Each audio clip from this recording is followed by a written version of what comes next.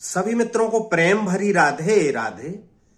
आचार्य रजनीश ओशो ने कहा था कि 3 जगह पर मनुष्य को वैराग्य होता है।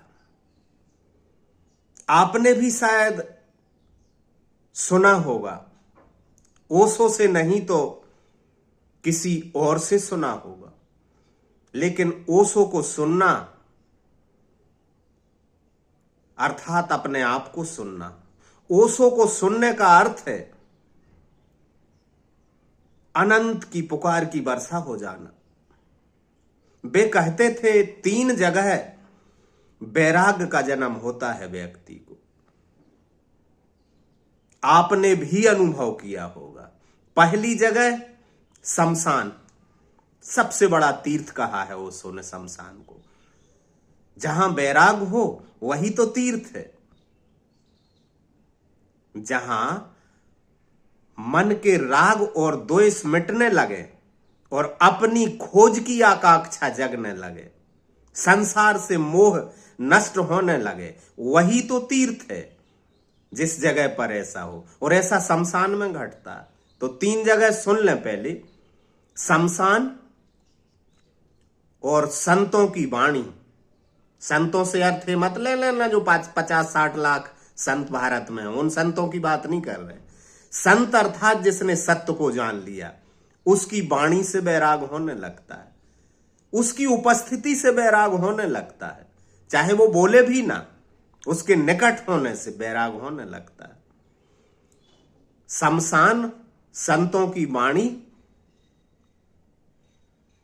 और रतियंत, ये थोड़ा पेचीदा मामला है। संभोग के बाद वैराग उठता है, क्योंकि संभोग पूरी ऊर्जा छीन लेता है। एक खालीपन हो जाता है पूरे मन में। वीर्य निकलने के बाद ही मन खाली हो जाता है और मन भरना चाहता है। और जब तक वीर्य न बन जाए, एब्सेंस, खालीपन का अनुभव होता है। उसे रतियंत यानी संभोग के अंत की अवस्था में वैराग उठता है। लेकिन सबसे भयंकर वैराग उठता है शमशान में। लेकिन शमशान में क्षणिक होता है। इसलिए कहा है शमशान में जाना सबसे बड़ा पुण्य है और शमशान सबसे बड़ा तीर्थ है। जाना कभी, गए होगे आप, लेकिन आप बचने की कोशिश मत करना। मुर्दे को कैसे रखा जा रहा है अर्थी पर लकड़ियों के बीच में, कपड़े उतार लिए जा रहे हैं, कैसे जल रहा, देखते रहना। कुछ नहीं करना, सिर्फ देखने में ही घट जाती है घटना। लेकिन शमशान से बाहर निकलते ही आदमी सिगरेट सुलगा लेता है, आदमी दुकान की चाबी खोजने लगता है, आदमी भूल जाता है। लेकिन वैराग तो आता है, क्षणिक आता है। बुद्ध को भी यह वैराग हुआ था मृत्यु को देखकर, बूढ़े आदमी को देखकर वैराग हुआ, फिर मरे आदमी को देखकर, और फिर बुद्ध को घर छोड़ना पड़ा कि अमरता की तलाश करें।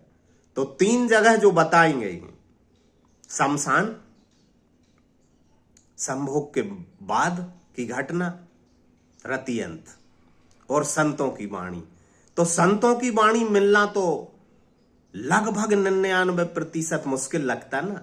कहां खोजोगे तुम? खोजने जाओगे संत को, वो मिल जाएंगे रामभद्राचार्य। तुम खोजने जाओगे संत को, वो मिल जाएंगे बागेश्वर बाबा। तुम खोजने जाओगे संत को, वो मिल जाएंगे प्रदीप मिश्रा। संत को कैसे खोजोगे? तुम्हारे अंदर प्यास नहीं तो पहचान भी नहीं पाओगे। लेकिन शमशान सरल है। ऐसे ही चले जाया करो कभी शमशान में, आती रहती हैं अर्थियां, शामिल हो जाया करो। गंगा नहाने का पुण्य मिल जाएगा, क्योंकि वैराग उठेगा। और वो किरण यदि संभाल ली वैराग की, तो बहुत बड़ी घटना घट जाएगी। इसलिए ओशो ने कहा था कि शमशान को, मरघट को शमशान कहा था उन्होंने।